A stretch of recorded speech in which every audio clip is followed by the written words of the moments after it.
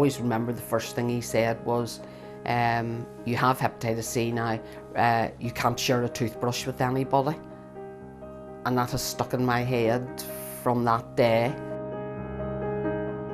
It seemed very unreal, and it seemed something far away, you know, something that were happening in America and that really didn't expect it to catch up with us.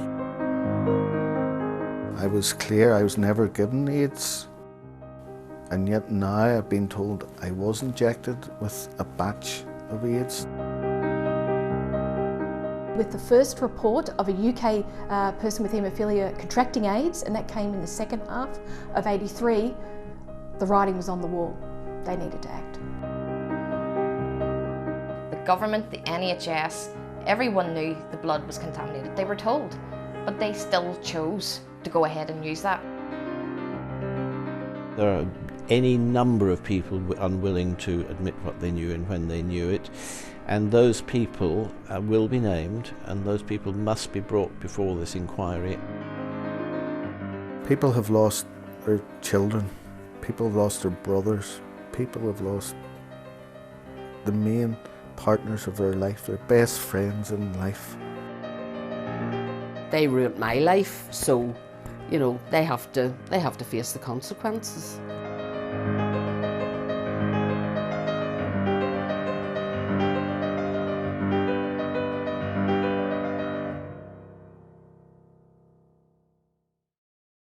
Almost 100 people right here in Northern Ireland were infected with contaminated blood. Their stories largely hidden, and they have many unanswered questions. So UTV began an investigation. Answers hard to find. And like the infected blood inquiry, which was set up in 2018, our investigation also stalled because of COVID. But tonight, almost 18 months later, we hear from local patients and from their families, some speaking out for the very first time, as we ask what the government and the NHS knew about contaminated blood, and crucially, when they knew it.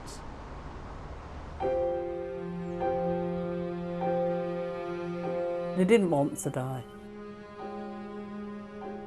He spent the last 5 months of his life in hospital, and he was always looking for a way to get better. Russell Edgerton is buried in Belfast. His mum brought him to the city in 1968 from Yorkshire. Russell was 2. By then he had been diagnosed with haemophilia. The condition meant that Russell's blood didn't clot. It affected his childhood insofar as sometimes he had to go to school. He used crutches, and occasionally he was in a wheelchair because his knee joints got severely affected, so much so that he had arthritis in them at quite a young age, you know. He didn't actually always tell me when he had a bleed, because he knew that that meant that he would be going in hospital, and so it kind of, if he'd have told me earlier and got treatment earlier, then he might not have had to have gone in, but he used to hold off doing that, thinking that he wouldn't have to go in. At the time, Russell's condition was hard to manage, but no one was to know it would ultimately lead to his death. As a young man, he lived life to the full. His adventures are immortalised in song. I didn't know them, they didn't know me, but Russell and Jim made history. Well, the stories abound, some seem a little perverse, 'cause they drove around in an old black hearse. In his 20s, Russell travelled to music festivals in a second-hand hearse. He was enjoying what time he had left, because at this stage, Russell knew he was infected with a killer virus. Blood products that were used to treat his haemophilia were contaminated with HIV. Russell was diagnosed in 1985, aged 18. It seemed very unreal, and it seemed something far away, you know, something that were happening in America and that really didn't expect it to catch up with us, you know. Do you feel you were in shock? I think we were, yeah. We were in shock, but we were in denial as well, you know. We just didn't believe it was going to happen to us. This kind of thing doesn't happen to us, you know. First and Like Russell, Paul Kirkpatrick is a haemophiliac. He and his older brother Desmond suffered from the most severe form of the condition. Growing up in North Belfast in the 1960s, life-threatening bleeds were routine for the boys. Family life revolved around the hospital. Typically we got to know the ambulance man very well from nearby, so typically you'd have to get an ambulance, you'd go into hospital. Usually the earlier in the day you get in, the better, because there's a better likelihood you get out by the end of the day. But treatment, original treatment then was a thing called cryoprecipitate, which is a frozen plasma, which was kept frozen in the hospital, and you had to go into hospital, and if you're lucky, you got out within a day, and you spent most of that day getting treatment. If the bleed was bad enough, you were kept in because you needed more than one injection. Memories of Children's Hospital aren't good. I still, to this day, I can vividly imagine myself going into a particular bed, in a particular bay, in a particular ward, and at 6 o'clock they turned the lights out in the children's ward and the bars went up. It was like prison. So there's memories that never have left me of the Children's Hospital. I remember as a child, used to cry when you were being told you were getting kept in. But this was hailed as the miracle cure. In these tiny bottles, a breakthrough new treatment. Developed by the late 70s, it was called Factor VIII, a concentrate of plasma which enables blood to clot. Administered by injection, haemophiliacs could treat and prevent bleeds themselves, keeping them out of hospital. It became known as home treatment. Paul was one of the first patients in Northern Ireland put on Factor VIII. At 10 years of age, he was also the youngest.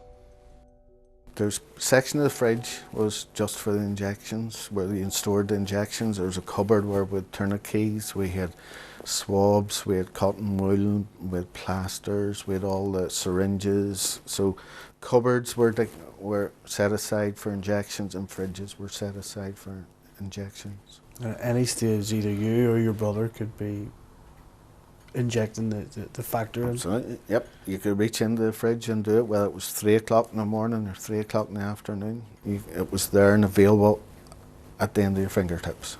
And the whole point of that was to make you independent. And it did. It was a massive step forward. And it meant that you didn't have to go into hospital and spend days or hours in the hospital getting treatment. You could do it in the house. And the key thing is, you could do it quickly. So the minute you felt you had a twinge or sore, or you may have hurt yourself, you could take an injection, you could nip it in the bud, and that would minimise the damage. So it was a game changer, undoubtedly a game changer. It would have been about 1981 that you got home treatment, and I found it quite difficult at first because I used to inject him, and I found it quite traumatic, but in actual fact I managed, and then a couple of years after that he could do it himself, so he became self-sufficient, and if he hadn't have been infected like he was, he could have lived a fairly normal life. Unknown to Russell and other patients, dangers lurked within Factor VIII. It was manufactured from pools of blood. The UK couldn't make enough from its own supply, so they turned to the US. But pharmaceutical companies there were paying prisoners to donate. Blood from drug users and from sex workers was also used. People in high-risk categories. What became increasingly apparent was that there was a growing gap between what locally sourced product was available and the demands by patients for this new product. The manufacturing facilities in the UK, particularly the one based in England, was unable to meet the demands, and haemophilia doctors, quite a number of them, with the support of the NHS, began to reach agreement to import this product into the UK for use by people with haemophilia.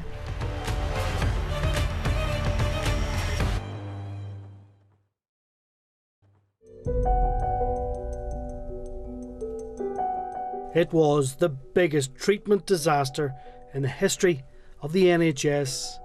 At the centre of the scandal, a wonder treatment to help haemophiliacs with life-threatening bleeds. Factor VIII offered patients the prospect of a more independent life, but the drug used was tainted with diseases. And the big question surrounding this scandal: had there been contamination warnings? If so, when exactly did they emerge? Well, Up Close has discovered there were concerns about American blood products as far back as the 1940s. By the 60s, academic Gareth Allen discovered labs were using blood from Skid Row prisoners and paid donors, often drug addicts, and found both groups were far more likely to carry disease. By 75, a letter was sent from Allen directly to the blood transfusion service in the UK, warning US blood used to produce Factor VIII was extraordinarily hazardous, with a 50 to 90% chance of hepatitis developing from it, and half of those cases proving fatal. The letter urges the UK to consider the risks. This document proof of warnings as early as 1975. At this time, the Factor VIII home treatment programme was being rolled out, and haemophilia patients soon began to show signs of liver damage. Tests were carried out on Paul Kirkpatrick shortly after he began home treatment. Here are the results. Abnormally high readings indicate the little boy's liver wasn't working properly. In common with haemophilia patients across the UK, Paul maintains he was never told. When I reflect back on my notes, I get concerned when I see, after my first series of treatment, my liver results went through the roof. What I can't find is any answers to why, any follow through as to why they went up, what could have caused them. There's just gaps of either it wasn't done or the notes aren't there of what was done. But that really concerns me now, that the medical due diligence maybe wasn't what it should have been in those days. That was an alarm bell. Your liver function was abnormal, so there's a risks involved with some form of your treatment. There's alternative treatment available. You weren't told about the risks. No. And you weren't given the choice to go for something else. No, never. We've never had, up until today, we probably only recently, we've never been given the choice of treatment. In hindsight, I'm not sure how clean cryoprecipitate was, but we believe it was taken from UK source blood, therefore the probabilities are that it's much cleaner than it would have been from the States. But we were never ever given any options around treatment. Before Russell Edgerton found out that he had AIDS, he was told that hepatitis had been discovered in his system, but his mum claims risks associated with this treatment were never made clear. The first that we knew was when they started talking about infection from hepatitis, and Russell was infected by hepatitis, but he developed the antibody, and so he wasn't affected like some people were, you know. And so that was the first instance of there being contaminated blood products. And that should have been at that stage an indication of what were going to happen. Certainly by the mid to late 70s, an appreciation that many people with haemophilia who were using US source factor concentrate were infected with a range of hepatitis viruses. It was known as, one common one was non-A, non-B at the time. This was seen as a trade-off for the advantages of using the product. So yes, there was a known risk of a transmissible disease in these products that were well understood from the mid to late 70s onwards. Despite alarm bells ringing in 75, demand for Factor VIII continued to soar. Then, 7 years later, in January 82, came more warnings. This is the letter, believed to have been sent to haemophilia centres around the UK, reinforcing the risks, confirming that product testing on chimpanzees would cease. Instead, it said human tests would need to be carried out on mild haemophiliacs. By 1982, Russell was a teenager. He had been getting home treatment for just over a year. Already he had contracted hepatitis, but there was worse to come. 6 months after the letter sent to all haemophiliac centres in the UK, a new killer virus has emerged. There is now a danger that has become a threat to us all. It is a deadly disease and there is no known cure. So protect yourself. And read this leaflet when it arrives. If you ignore AIDS, it could be the death of you. So don't die of ignorance. By the summer of '82, that new virus was taking hold. We have seen an internal Department of Health letter that addressed concerns around the safety of American blood and Factor VIII. It said hundreds of haemophiliacs in the US were showing signs of the new virus and warned of an outcry if the reports were picked up by the press. Fast forward a few months to September '82, and haemophiliac consultants from across the UK meet. Up close, I seen the minutes of that meeting, and in black and white, another warning about AIDS. The result? A doctor-led working group was tasked to examine reports of the disease in 3 haemophiliacs in the US and the link to commercial blood products. At the time, they believed the possibility of a link to be remote. Their findings? The problem related to AIDS and Factor VIII has been satisfactorily resolved. But 8 months later, in May of 1983, the first British haemophiliac with AIDS was diagnosed in Cardiff.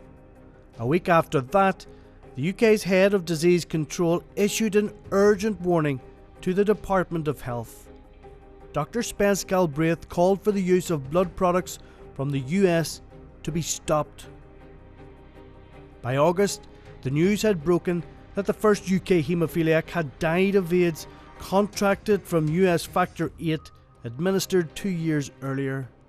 Yet, in November of the same year, then Minister of State for Health, Kenneth Clarke, and his department were not convinced by warnings and didn't order the NHS to stop using US imports. He told Parliament there's no conclusive evidence that AIDS is transmitted by blood products. Some doctors argued that the benefits it brought to haemophilia patients outweighed potential risks.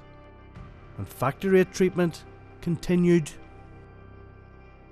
Up Close contacted the Right Honourable Kenneth Clarke QC for comment. In a statement he said, "I was not directly responsible for blood products and never attended any policy meeting on the subject." He went on to say, "These events were over 30 years ago. I have no recollection of ever being shown or told of the opinion of the Communicable Disease Surveillance Centre." In terms of what he told Parliament, remember, he said there was no conclusive evidence that AIDS was transmitted by blood products. In relation to that, he told us he answered a written question in the Commons because the minister responsible for blood products wasn't there at the time. His statement continued, "In clinical issues of this kind, all ministers rely heavily on the advice of the Chief Medical Officer and the scientific experts in the department, and the reply I give was based on their advice." Professor Anne-Marie Farrell has studied and written extensively about this period. She believes a crucial window to stop increased infection may have been missed. Certainly with the first report of a UK person with haemophilia contracting AIDS, and that came in the second half of '83, the writing was on the wall. They needed to act. But they didn't. Well, I think the evidence is that many people with haemophilia, their treatment regime did not change. But the question is, do you wait until you have absolute scientific proof when you know that whatever's causing this, people are dying? Patients we've spoken to here in Northern Ireland say that they were not told of the risks. Yes, I understand that happened with many people in haemophilia around the world, and so the question then becomes, in the context of a doctor-patient relationship, at what point do you disclose a risk? What point does it become reasonable to say there is a risk, particularly when you're looking at a deadly consequence, and that was known at the time. Certainly I would say from the late 1982 and 1983. So my view is that there was a risk that should have been disclosed to people with haemophilia, certainly by 1983.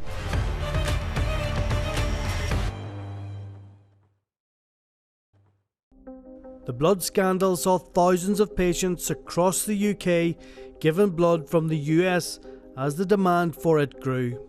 By the early 80s, the fear that it contained diseases like HIV and hepatitis C was becoming a reality. And by late 84, the problem reached crisis levels. Haemophilia patients in Northern Ireland were tested for HIV. Russell Edgerton's results returned with devastating news.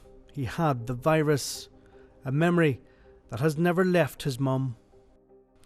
It was just me and Russell sitting in the hospital with a senior doctor, and she told Russell this, and then she asked him if he was homosexual, which I kind of was affronted about that, because I thought, you know, to talk to my son in front of his mum, to ask him personal questions, I thought that were, you know, if she shouldn't do that kind of thing. And I just said, that's his business, you know. I kind of feel now, I should have been more shocked about it being told about being HIV, but the whole way in which it was told to us, it seemed very unreal. Paul was tested for AIDS at the same time as Russell. His test was negative, but it was merely a temporary reprieve. Paul found out later he was carrying hepatitis C and became very ill. The thing that sticks in my mind is that I was told, well, you've probably always had it and you're not unwell, so it's probably not such a big deal. Don't worry about it. And that's stuck with me. Don't worry about it. Don't worry. So if a doctor who you trust and are believe in everything, and they say don't worry about it, I'm out of there. I'm not going to worry about it. Were you told of the risks? Not really. No, we had no awareness of the significance of the potential, the fact it was truly a life-threatening illness at any stage until, I would say, really mid-2000s, 2005 onwards, before I really realised that this was a life-threatening illness. I think you manage it. It's very stressful on your wife because she's trying to look after both me and the kids and trying to not make me feel bad about my condition while trying to protect the children. So she was always following me around the house and trying to make sure everything was sterilised behind me.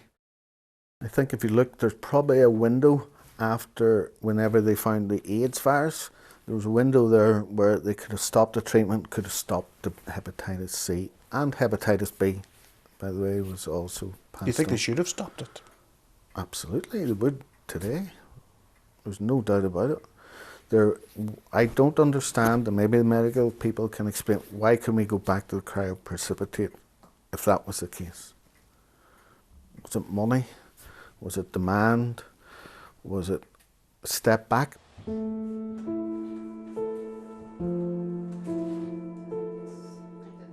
Haemophiliacs were not the only people infected.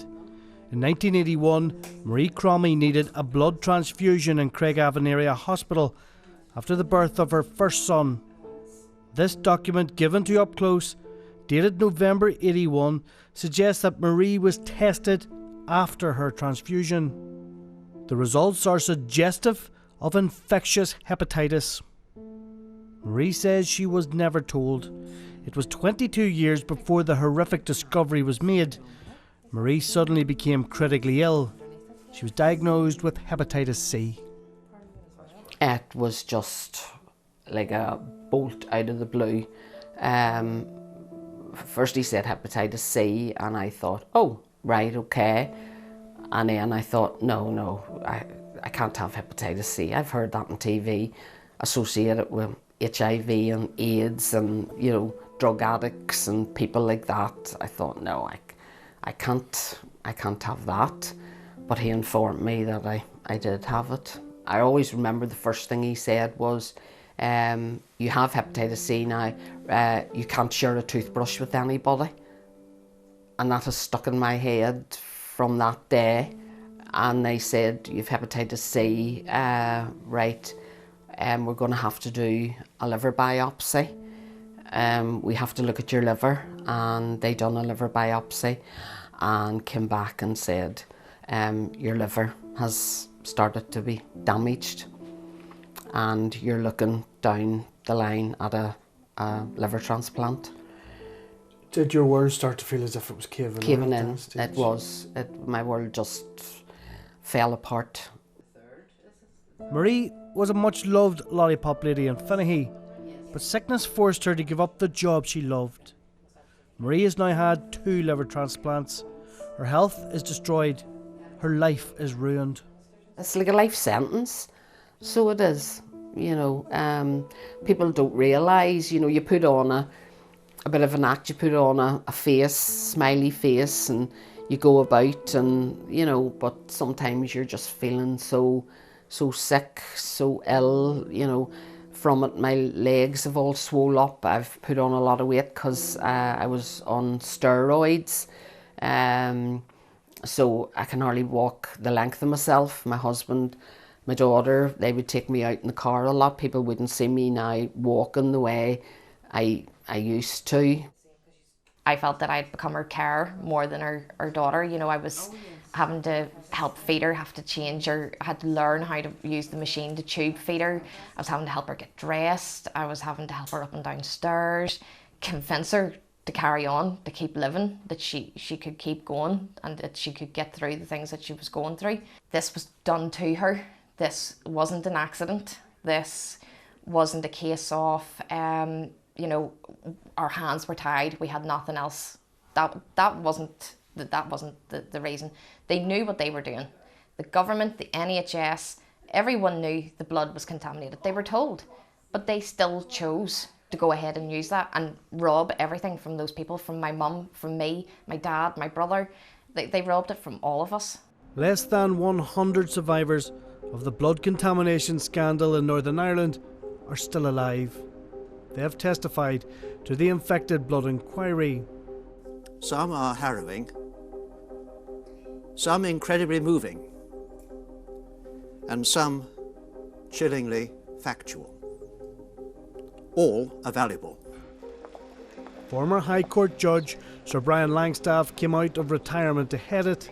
He has a mammoth task. This is the biggest inquiry ever held in the UK. It covers the entire country. Successive governments have been reluctant to establish a blood inquiry. Finally, that has happened after decades of campaigning. I think it is shameful that it took so long, and it took really, to be frank with you, we put pressure on the government at the time when they were quite vulnerable after the 2017 election and threatened with all the opposition party leaders that if the government didn't do something then we were going to have a vote in Parliament, and of course the government didn't have a majority. So it took that to happen for us to actually force the government to say yes, we'll have a public inquiry, which is what all the families and those infected had wanted. And I think the ability to give your testimony, to give your story, to say what happened to you and the effect it's had on you and your family has been really important to everyone involved. But I also hope that out of the inquiry, recommendations will come forward which will make sure this can never ever happen again, and also that there will be a recognition that these people do need to be compensated. Contained within these boxes are the medical records of thousands upon thousands of people from right across the UK, including Northern Ireland. There are millions of documents, and the inquiry have employed hundreds of people to trawl through them. What's happening here is a search for the truth, an attempt to uncover exactly what happened. But here at the inquiry, patients have also found their voice after decades of silence, and they're demanding answers. The key questions: who knew blood products were contaminated and when? Some claim the evidence points to a massive industrial scale cover-up right across the UK, and it's feared that went right to the very top. There are any number of people unwilling to admit what they knew and when they knew it, and those people will be named, and those people must be brought before this inquiry, and they must be compelled to give evidence and explain why they did what they did. there is no doubt that the people who sat round the cabinet table, from Margaret Thatcher handing over to John Major, Kenneth Clarke, yes, now John Major is still alive. Margaret Thatcher, unfortunately, is not. But John Major is still alive, Kenneth Clarke is still alive. And we do hope that this inquiry will move forward with sufficient speed to ensure that people like that are called to give evidence and explain the decisions they took, why they took them, and why they didn't change their mind later on when it became ultimately apparent that they got it wrong. The inquiry came to Belfast to hear directly from people infected in Northern Ireland and their loved ones, how local doctors acted, and what health authorities here knew under scrutiny. Before I took the witness stand in May 2019, in May, I was the consultant who was treating me at the time said in her witness statement, in reply to my witness statement, that I was given AIDS contaminated blood and that they were monitoring me, but the AIDS, my body may have rejected it or something. And that was the first I've heard of that. Shock, absolute shock. When the QC read it out to me, and I said, what? Was my initial reaction. My wife was in the room and she picked up on it and says, what? We weren't told that. That's news to me. I never got AIDS. I walked out of that room. I was clear I was never given AIDS. And yet now I've been told I was injected with a batch of AIDS stuff. I don't know I genuinely do not know what to believe now. I mean, you look at others and they may only have one injection in their life and they got contaminated. So for them, they got the bullet. I was lucky, I didn't. I would certainly want to know about what risks were explained to people with haemophilia in Northern Ireland. When did that become apparent? And what was the thinking around managing that risk? Was there an opportunity available for alternative treatment, for the use of more locally sourced product, given the likely lower rate of infection, rather than using imported product, which was known certainly by the early 1980s to be much more risky? Could there have been alternative arrangements made, for example, and pushed much more strongly with fractionation facilities or manufacturing facilities in Scotland, for example? And so my understanding is that some degree of that did happen, but it would be interesting to see the extent to which and how the risk was managed specifically in the Northern Ireland context.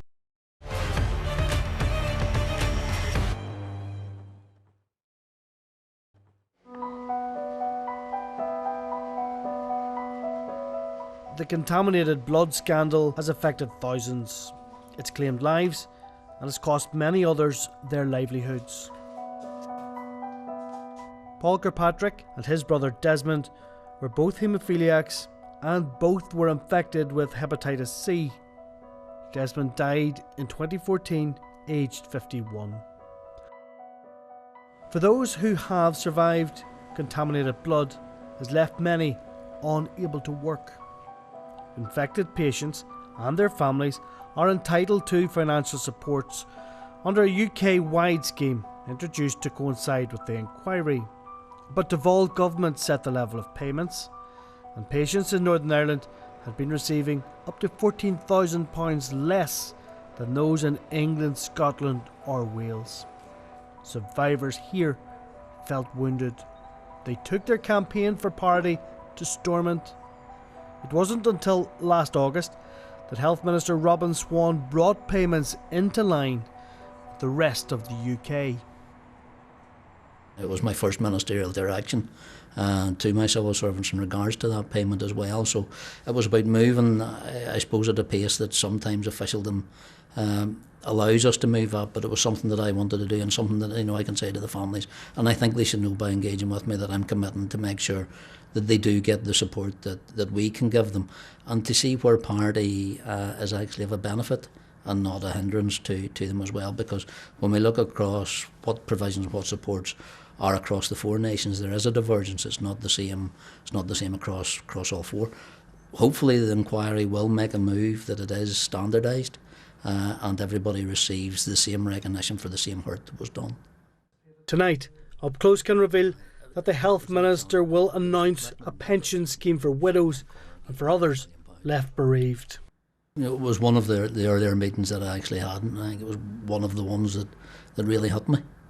You know, the effect that this issue had on so many families, but really hurt. And look, it was a harrowing experience, but I think it was one of those experiences that made me realise, you know, I suppose the privilege that I actually have in this office, that when you can hear a story like that, you can go about and try to make a difference that actually has a real genuine effect on people's lives. Few countries were immune to the devastation wreaked by contaminated blood products. They were used in health systems right across the world. The Japanese jailed politicians found to be negligent. That happened in France too. And just across the border, in the Republic of Ireland, an inquiry was held and compensation paid. It's only in the UK where liability has never been admitted or responsibility ever accepted. If right at the start someone has said, look, we got it wrong, or if shortly thereafter, look, we got it wrong, we didn't realise we got it wrong and we're sorry that happened, but now we'll put it right. But every time an opportunity was given to the civil servants, to the politicians, to explain what they did and how they could have done it, they just put up the shutters. And it's that lack of an explanation, that's almost inability to admit what they did. The victims of this tragedy, those victims who are still alive, find absolutely appalling. I hope the truth will come out. I think so far with the inquiry, the testimonies of the people affected has been incredibly powerful, and it's of course let the general public know about this, because many people didn't know what had happened. And we now move on to the next stage where we start to hear about what happened, the officials, the politicians, what they knew, when they knew it, and that will be the interesting time then to see whether we can show that people did know at the time that they were harming people with bleeding disorders, haemophiliacs, but also the general public who needed a blood transfusion at some stage in their life. In other countries where they had similar scandals to this, such as France and Japan, key individuals have gone to jail because of it. It's been criminal negligence. So this inquiry can't make recommendations as to criminal prosecutions, but it can make recommendations as to what ought to be done next. It's hard to envisage what justice would look like for the people who've lost loved ones, for the people who've had a completely different life and a more difficult life to the one they should have had they not have been infected. It's very difficult to see what a satisfactory outcome would be for everyone.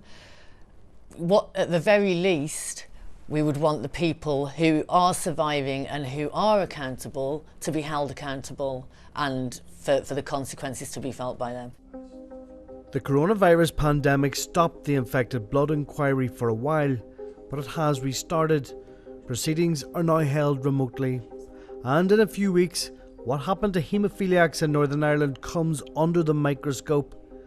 But inquiry chair Sir Brian Langstaff has ruled not every clinician involved in their care will take the stand. That's because a number of these health professionals from across the UK are now too elderly or infirm to give evidence in person. A consequence of the time it took before a statutory UK-wide inquiry was decided on is that many of the matters we are investigating date back many years. Some potential witnesses have developed health conditions that mean that they cannot now give evidence as once they would have done. Some witnesses have been able, with difficulty in some cases, to give a written statement, but not to give it orally. Some are able to give neither. An announcement that's come as a blow to local patients. At the very least, do those in charge here in Northern Ireland have questions to answer? Absolutely. But we haven't heard. We have to hear from people to speak themselves. Up till now it's been those infected and affected that have been able to talk. People really want to see the doctors and hear what they've got to say, because they may have made mistakes, they may have been genuine, they may not have known, or they may have known. Only they know that, and that's what they have to tell us. There are and there will be questions asked of people in power in Northern Ireland, because those questions go right back to the decisions which were being made back in the day, and they have to be answered now. If you're a senior civil servant or a politician, you're in a position of power, you're in a position of authority, and what's more important, you are in a position of trust. And it's that trust which the public place in you which should make you admit when you got it wrong. And if you didn't, that trust has been misplaced. This inquiry is expected to run for at least another couple of years. More and more people are continuing to come forward. Senior health officials and medical practitioners will take the stand. Key decision makers will be asked to tell exactly what they knew. And for many patients, this is also a quest for justice, but time is running out. Every 4 days, a person who's been infected passes away. When the inquiry does report, would you be committed to learning the lessons from what happened? There's no doubt about that, and that's the purpose of the inquiry. And to be honest, we don't have to wait to the inquiry reports to learn a lot of those lessons. We can hear it from the personal experiences, from the meetings that we've had with the individuals as well. And it's about how we, as a health service, can support them, but also re-engage that trust. Because as an individual, as a father, as a brother, as a son, I want our health service here in Northern Ireland to be something that people can rely on when they need it, and there should be no different for the individuals that have been infected by this scandal than anybody else in Northern Ireland. Would you hope that they can get the answers that they so desperately search for? I do, and I think that's what will come out of this inquiry. It has been, it seems to be an engaged, thorough piece of work. It's a piece of work that's looking at what went wrong across all 4 nations in the United Kingdom, and I think we've committed to that. We'll see what it brings as well, but I do hope it brings not just answers, but it brings some sort of reassurance to those individuals who have been affected that this won't happen again and can't happen again. Time is running out. Time has run out for a number of people. There have been a number of deaths since this inquiry started. And those people never lived to see justice being done. And you've got people dying this week, next week, the week after. So to say, well, it took a long time to get to this point, so we're going to take it nice and slow, you can't do that. Justice must be done, and it's got to be thorough, and these issues have got to be examined, as we know they will be, very, very carefully, but it has got to be done more quickly.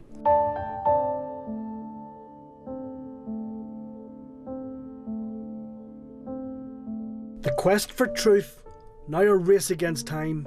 For families like Paul's, it's come too late. The life of his brother Desmond already claimed by this scandal. But for Paul, his fight continues. In any form of life, there should be justice. People have lost their children. People have lost their brothers. People have lost the main partners of their life, their best friends in life. And it's not one, it's not two, we're into thousands of people. Someone has to answer to that somewhere and be made accountable.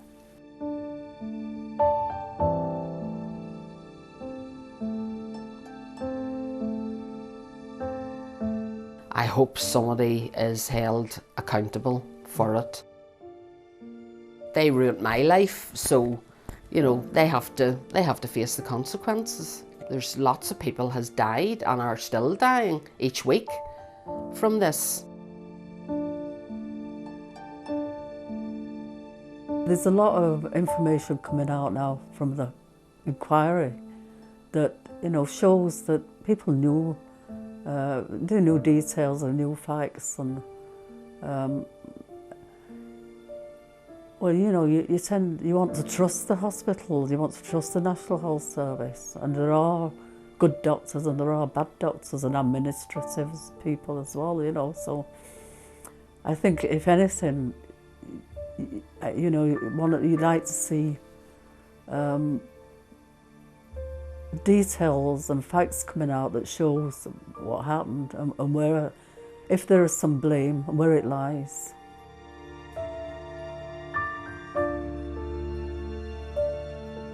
Something of this magnitude can't be done without a multitude of people knowing about it. And that angers me more, that they chose to go ahead and do it and just pretend. In my eyes, I feel they done it hoping that the people would be dead before it could ever come to the surface. And that's backfired.